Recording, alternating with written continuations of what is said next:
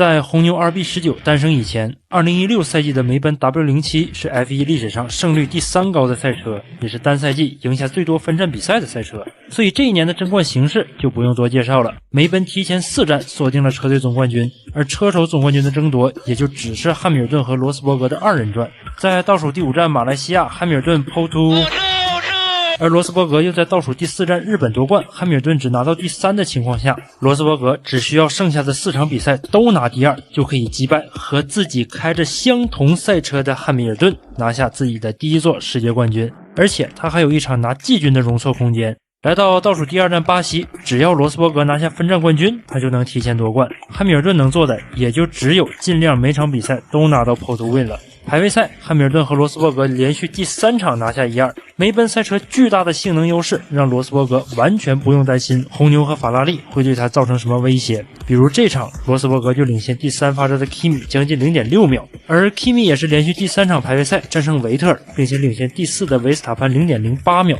第3排和第2排一样，也是一位法拉利车手在前，红牛车手在后。格罗斯让拿下哈斯赛季最好的排位成绩，排在第7，边上是2010年曾经在这儿拿过杆位的霍肯伯格，最后一排是当时还在印度力量的佩雷兹和开着 GP2 在周5练习赛 ERS 坏了之后鼓捣转播摄像机的阿隆索。而当时大家不知道的是，这场比赛的主角并不是争冠的汉密尔顿和罗斯伯格，而是第3起步的维斯塔潘。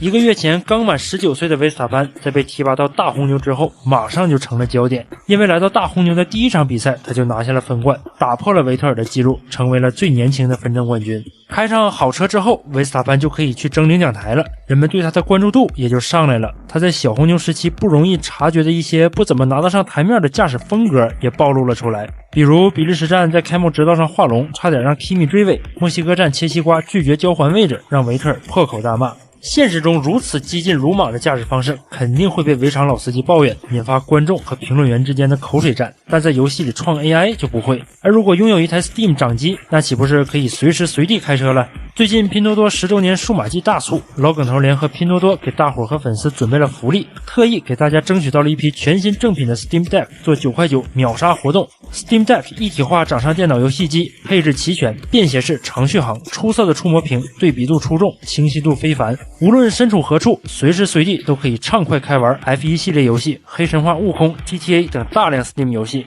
不用拉人拼单，纯拼手速。而且这次是100亿补贴兜底，正品保真，支持防伪码验证。我已经给兄弟们打开了专属粉丝通道，现在点击视频下方链接或者评论区蓝色置顶链接即可直接开抢，只要2-3秒填个收货地址就有机会包邮到家。链接在就是还有库存，别犹豫，直接冲起来。回到比赛，由于天降大雨，格罗斯让在驶向发车格的路上撞车，比赛被迫推迟10分钟发车。起步时，大部分车手都搭载了……不是，这个蓝色的轮胎是个什么玩意儿？我怎么没见过呢？啊，原来是跟法拉利策略组一样没用的大雨胎呀！那没事了，我寻思这玩意儿没人用了呢。安全车将会带领车阵在赛道上跑几圈，排水，然后滚动发车。Okay, Max, so you've done a lap. Let's have a thought on your conditions. Yeah, I just a bit the first sector and going into the second one, and then the last main straight, also a bit difficult to see with the aquaplaning, it's a bit wet.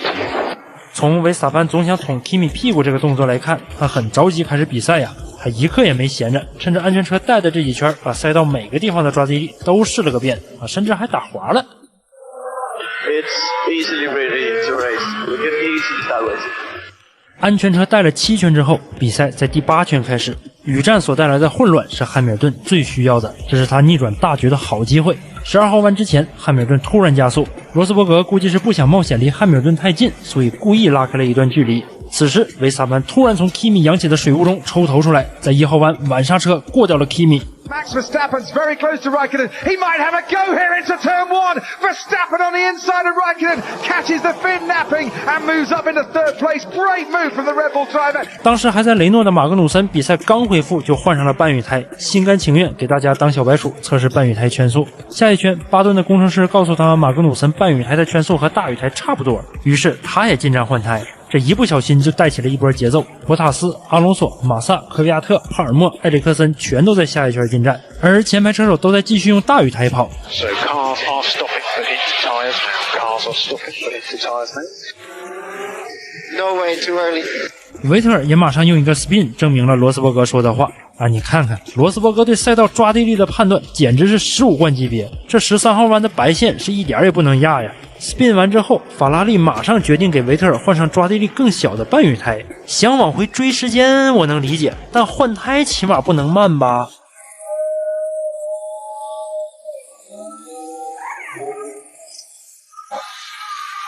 一波进站过后，索伯车队没换胎的纳斯尔来到了第9。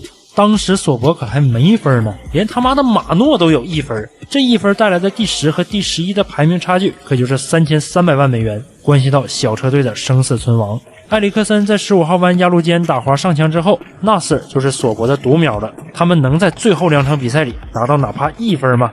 埃里克森的赛车正好停在了维修区入口的通道上，维斯塔潘抓了赛后一个 timing， 在维修区入口没关闭之前冲进维修区换半雨胎，但里卡多就倒霉了，维斯塔潘前脚刚换完胎，后脚维修区就关了，5秒罚时是躲不掉了。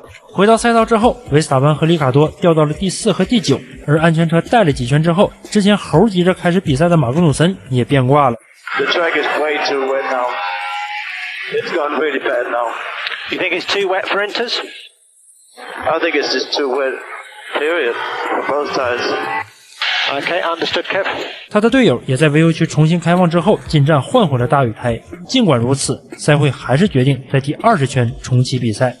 汉密尔顿再次加速来到发车直道，只见维斯塔潘一个神龙摆尾救车，前面的 Kimi 突然打滑上墙，转回赛道的时候差点被维斯塔潘撞上，把维修区举牌的人吓了个半死。霍肯伯格也压到了 Kimi 掉下来的前翼， Kimi 停下来的位置特别危险，奥康差点就迎头撞上 Kimi 了。梅兰德大叔保温杯还没拿起来呢，就又得上班了。大雨胎都能打滑失控，说明赛道的积水情况已经不再适合比赛。再加上吊车需要开上发车直道清理 Kimi 的赛车，赛会只能出示红旗。维斯塔潘也是非常幸运，刚发现半雨胎跑不了，就出了红旗，可以免费换胎。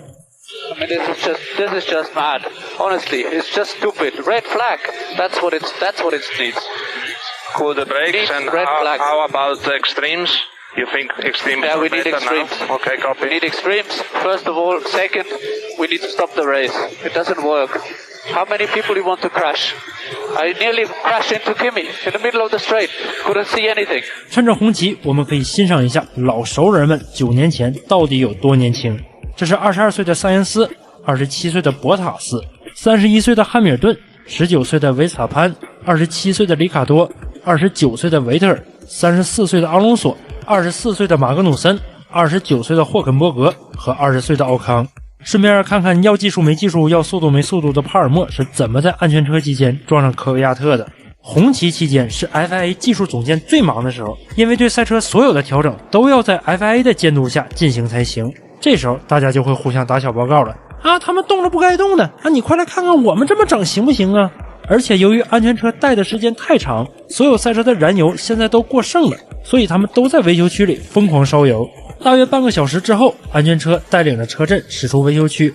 然而带了8圈之后，就在车手们说赛道情况好多了的时候，赛会却再次决定出示红旗来感受一下巴西人民的嘘声吧。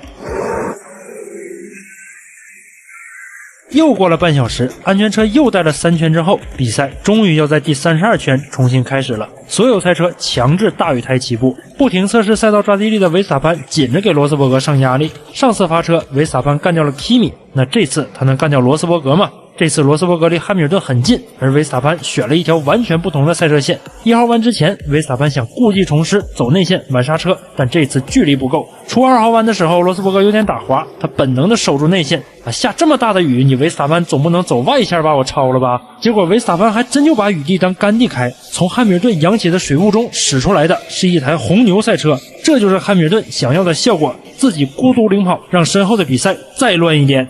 And see how it is out there. Absolutely brilliant. He's been rehearsing that. We've been watching him. And right around the outside of turn 3, while his rival is nursing the throttle pedal, boom, P2.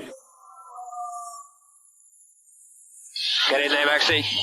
这跟经验一点关系也没有，才19岁，哪来那么多经验？这就是纯粹的天赋和精湛的驾驶技术。超过罗斯伯格之后，维斯塔潘一直保持在汉密尔顿身后 1.5 秒左右，他们也在慢慢把罗斯伯格拉开。但是在第38圈，维斯塔潘压到了14号弯内侧的白线打滑，他几乎是凭借下意识的动作把赛车救了回来，差点就磕到墙上去了。但车是救回来了，位置可能要没了。维斯塔潘重新提速，罗斯伯格站住外线，1号弯维斯塔潘暂时守住了内线，罗斯伯格早刹车，准备在3档 S 弯走连续交叉线，但是在3号弯熟悉的一幕再次上演，罗斯伯格走了正常的赛车线，但维斯塔潘早就摸透了哪里抓地力最强，走了很大的一条线路，出弯并没有劣势，反倒比罗斯伯格快了一点，他也成功守住了第2的位置。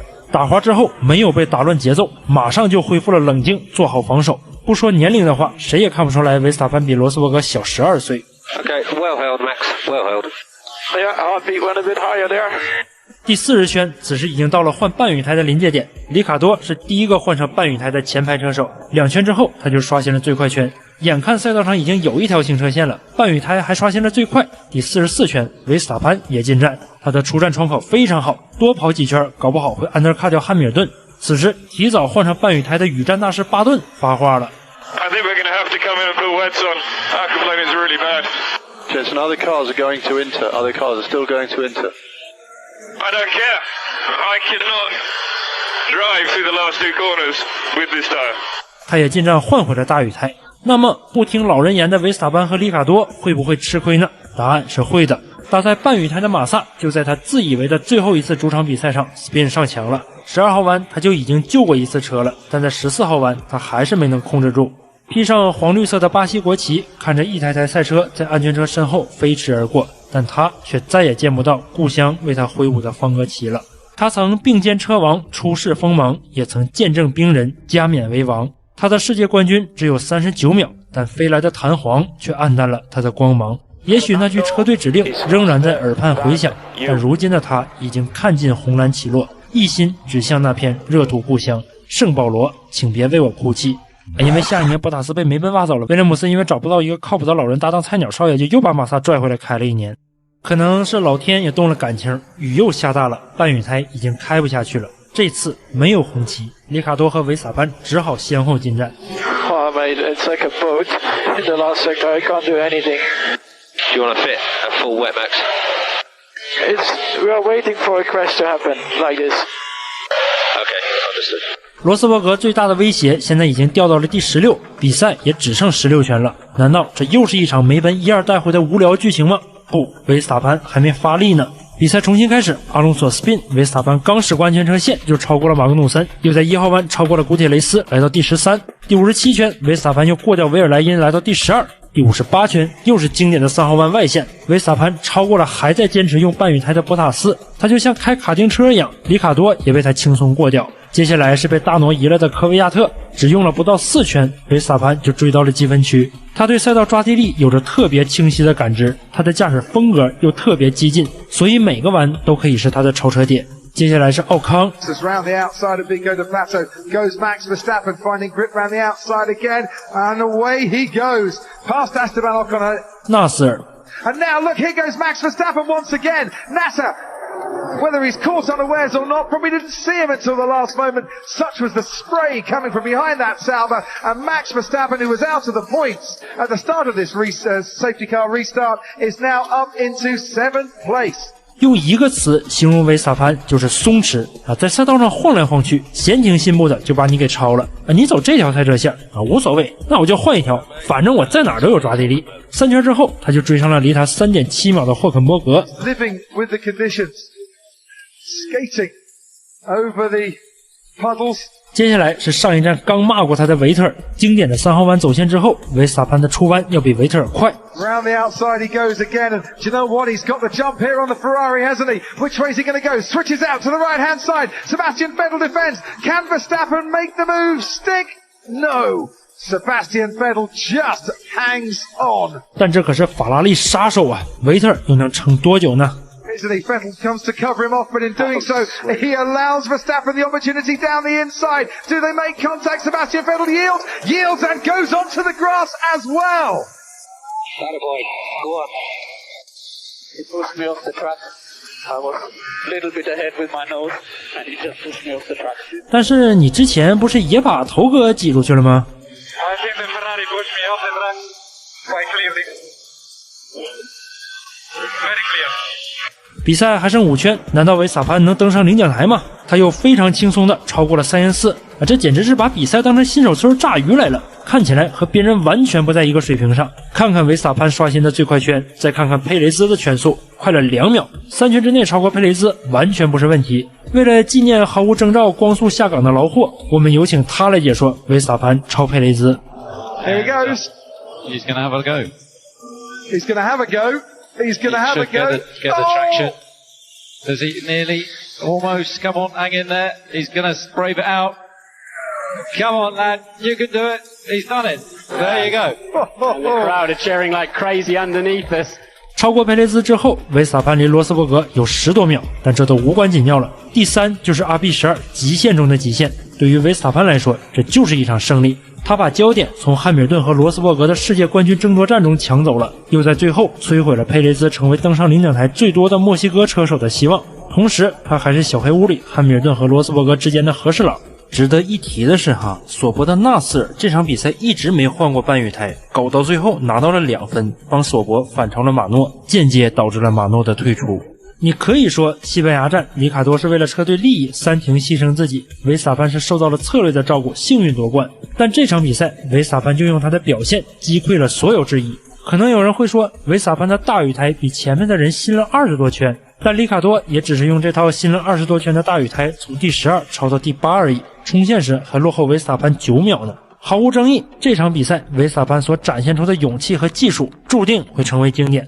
每一位 F1 传奇都有自己的成名雨战，比如1993年多宁顿公园的塞纳，1996年巴塞罗那的舒马赫，2008年银石的汉密尔顿和2008年蒙扎的维特尔，2016年的因特拉格斯就是维斯塔潘的成名雨战。虽然没赢下比赛，但维斯塔潘已经向世界掷地有声地宣布了，未来他会赢得更多，他会成为下一个 F1 传奇。